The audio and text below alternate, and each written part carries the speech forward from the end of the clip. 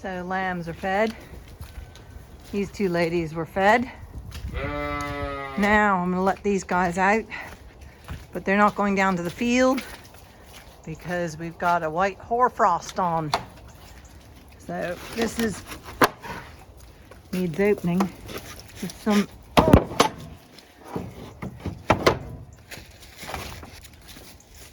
You don't have far to go, ladies and gent. Brindle, leave it. Good girl. I'm wearing my favorite hat. Will Evans sent it to me. He did the Farming Rock and Roll podcast. Might have to start it again, Will, so that people understand what's happening about food and farming in the UK. Anyway, he's got lots of really good episodes. I'm on one of them as well. I'm one of his earliest podcast guests or whatever. So anyway, it's a cold and frosty day. I am going to let the horses out, but they're having their breakfast at the moment. Oh, it's so beautiful. The sunlight coming through the beech tree leaves. If I come out a little further, you can see the sun. It'll burn a bit of the frost off. But the bird feeders are all very busy, full of birds. But that is so beautiful. The light coming through under the beech trees. Frosty, frosty morning. Okay, ladies, you're gonna go out to your frosty bale of hay.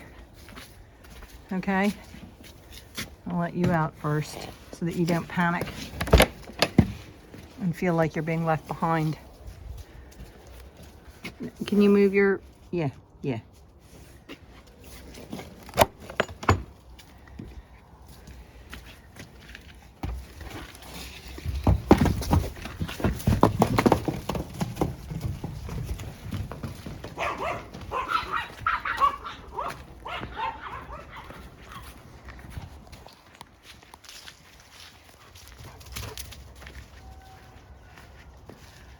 Off they go, down the laneway towards their round bale of hay.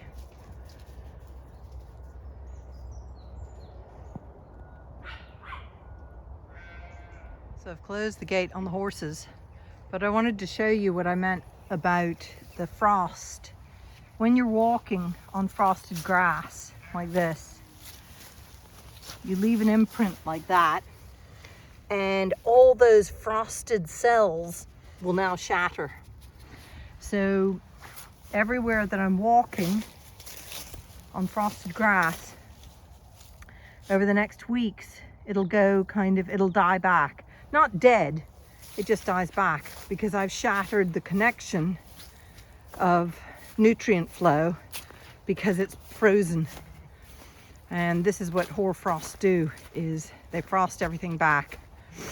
But if they're left to thaw out, like all that grass in there, and I don't step on it, or the sheep or the horses or the dogs don't step on it, it comes back green. And if it gets mild again, it'll continue to grow. But all that grass there, if I step on it, roll on it, or anything, I will shatter the cellulose or the cell walls and disrupt the nutrient flow. So it's best I leave the sheep in, and in the next few days it'll get mild again, and then they can go out and graze again. The ones in the orchard are okay. I've got to go feed them now. I've let the horses out. But it's beautiful. Look at that. A sunny, cold, frosty morning is just glorious, I find. I love these kind of days in winter. Now, I'm going to show you something really cool. Okay, so the frost goes right up to the wall there. Almost right up to the wall. But if you look here, the frost doesn't. It's slightly touched these nettles because they're higher up. But the heat, collective heat from in that wall and in this wall, has kept the ground here soft and unfrozen and not frosted. So the grass all along here, even though it's in deep shade, oh look, there's the moon, and the sun doesn't get here, the radiant heat of these walls has kept the frost at bay. on both sides of this laneway, unlike just the other side of the gate. Isn't that kind of a cool phenomenon? And that's what a lot of people realized a long, long time ago. And they would build these walls to absorb heat. This wall, this side is facing north, the other side is facing south, and that's the walled garden. So you can see this north-facing wall is still radiating heat to keep this laneway relatively frost-free. Now, give it another couple of days and of this kind of cold, and it will be just as frosty as it is out there.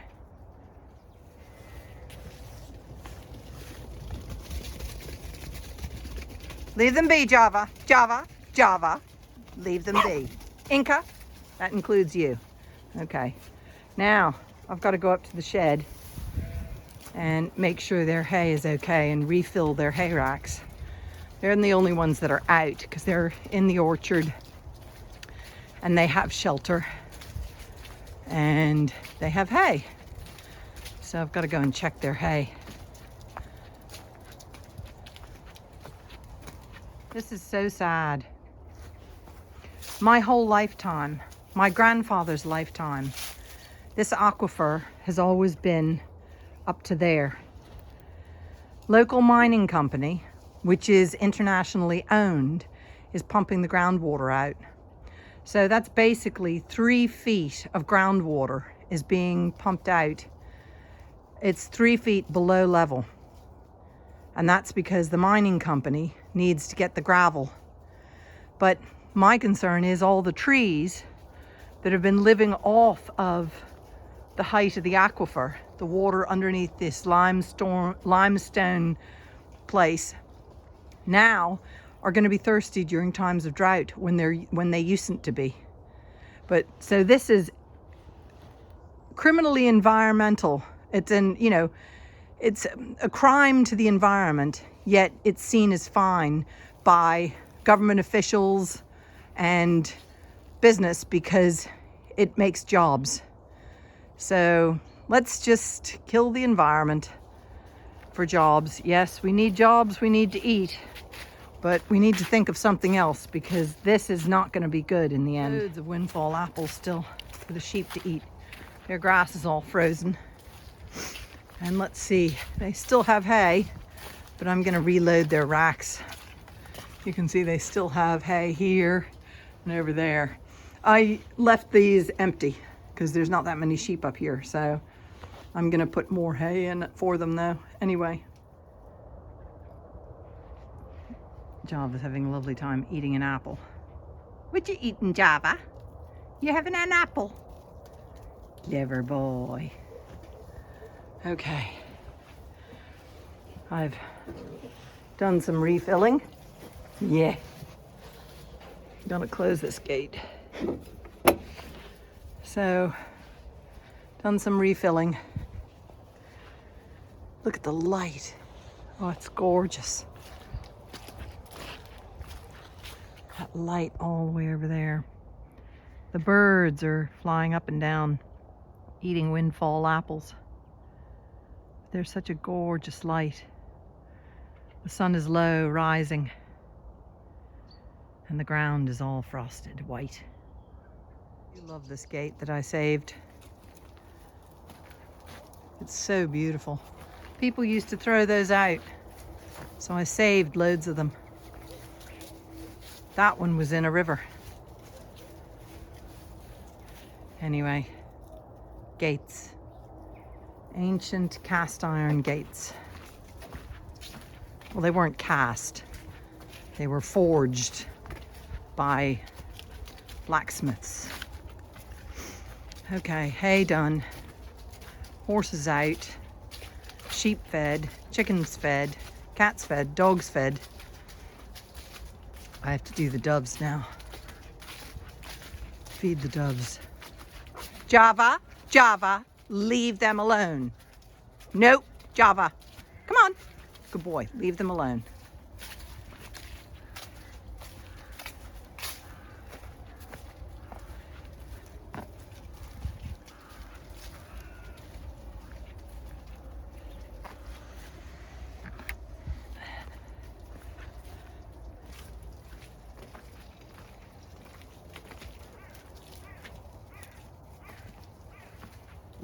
No, Inca, leave them. Inca, Inca, Inca! Java! Maya, come here.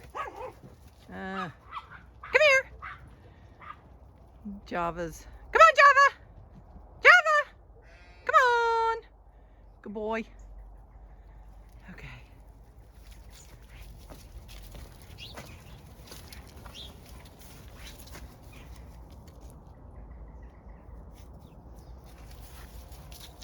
You're so clever.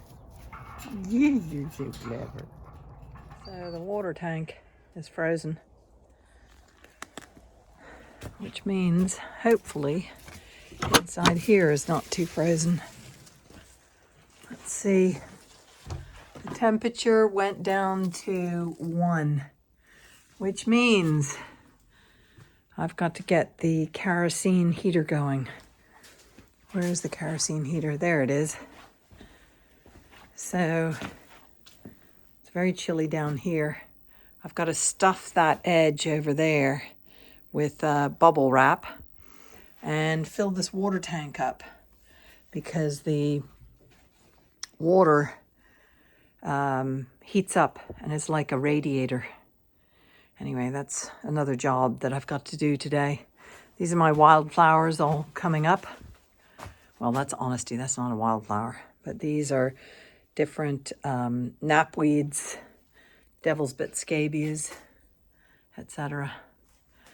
Okay, I've got to do some stuffing in there because that is letting the cold air in. These didn't get frosted yet. And the sun is going to heat this up lovely. Okay, jobs to do, jobs to do.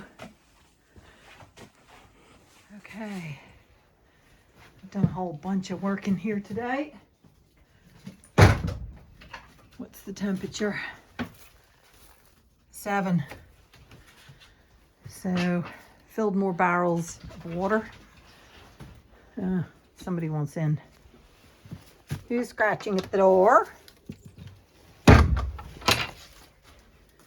So the worst places that you can see the kerosene is on. I was working on that one and it decided to give up the ghost. I guess that's going to need cleaning, but this hurricane lamp is on. So that's producing some heat. Yeah, and there's water on this tray. Once that heats up, it'll heat more of the fine house. But I only had this much bubble wrap. But I stuffed that right there. So there won't be a cold breeze coming in there. This barrel's full. So hopefully, I guess I only have one of the hurricane lamps working. That's a bit of a bore. I don't know what happened, what's wrong with that other one. Oh, it only just went out too. Okay, I'm gonna have to do something about that now. How boring. Okay. Okie dokie.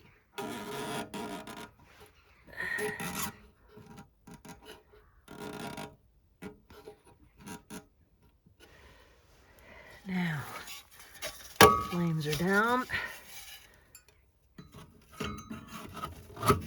Okay.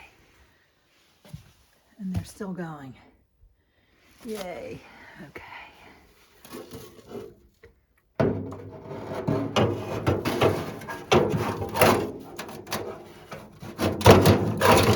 Okay.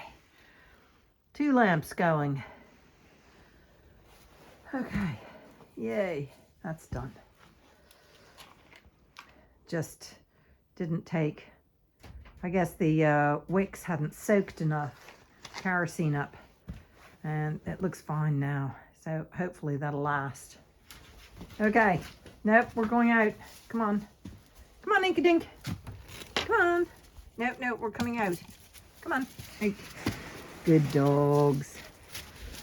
Fingers crossed. All stays well for the night. And I was using water out of that, so that ice broke. But look. This ice is still here. I'm all covered in kerosene, greasy kerosene ash. Okay, come on, let's go. I've got to go wash my hands now. Job's done. You can hear the starlings. Sorry, the house sparrows all over there. But look, it never thoroughly thawed.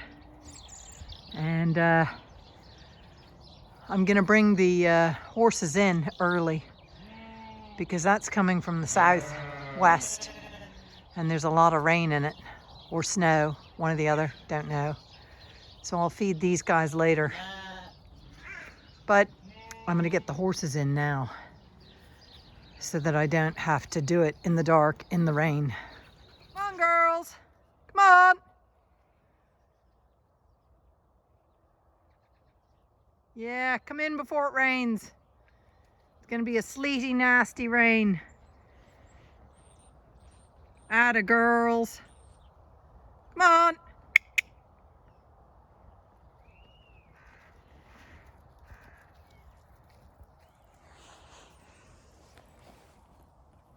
Hello, you two.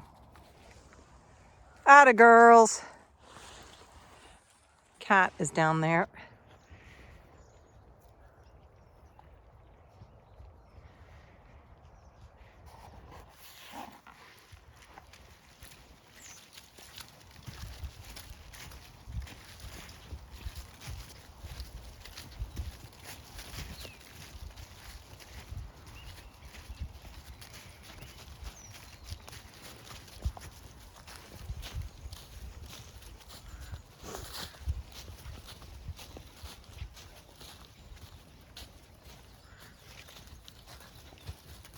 Come on, girls.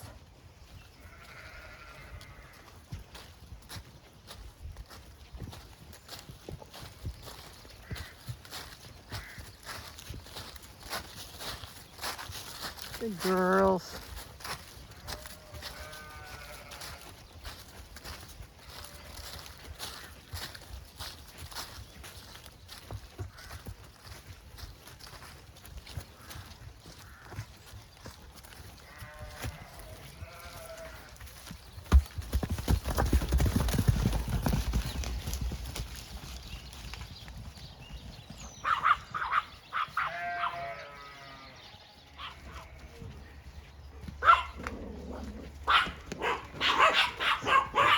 Okay, leave it.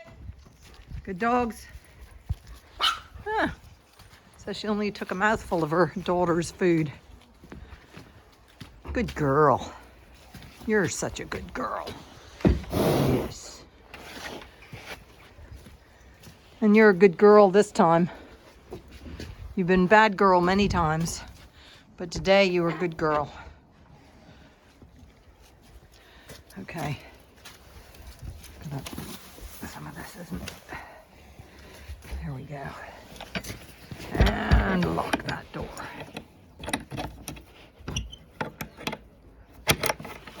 Okay, good girl. You've got hay and water, and I know you're in early. You good girl. Yes. Yeah, you're such a good girl. You'll even get a second bit of a meal later when I come back out after 6. That's in what, 3 or 4 hours? 3 hours. I think it's after 3 right now.